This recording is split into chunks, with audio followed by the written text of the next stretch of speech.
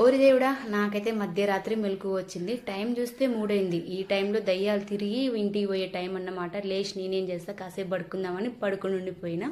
లేచి చూస్తే 5:30 అయింది. ఇక ఏంది టైం అవుతుంది, ఇక పరుగుల రాని పీడి ఉష కంటే ఎక్కువ ఉరుకులు పెట్టినన్నమాట. అసలే ఇవాళ మాకు 2 పూటలు 7 గంటలకు పోయి 5 గంటలకు రావాలన్నమాట. ఎందుకంటే రోని కార్త జ్వరపడ్డది కదా, ఇక రైతులకి పని ఎక్కువ ఉంటుంది అన్నమాట. నిమ్మ తోటల్లో నిమ్మ కంప కట్ చేసుకొని ఆ నిమ్మ పాదులు అనేవి ఊకిస్తారు.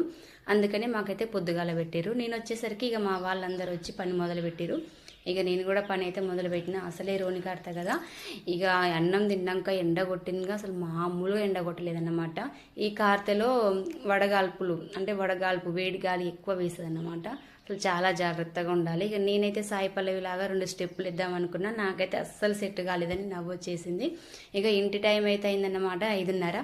తట్టా బుట్టా చదువుకొని ఇక ఇంటికైతే పోతున్నాం. పోతుంటే ఇక నేను ఏదో స్టైల్కి అంగిడిచిన. పక్కన చూడండి నిమ్మ మండలు ఏ విధంగా ఉన్నాయి. అయితే ఈ విమానం మొత్తం మోగినవి.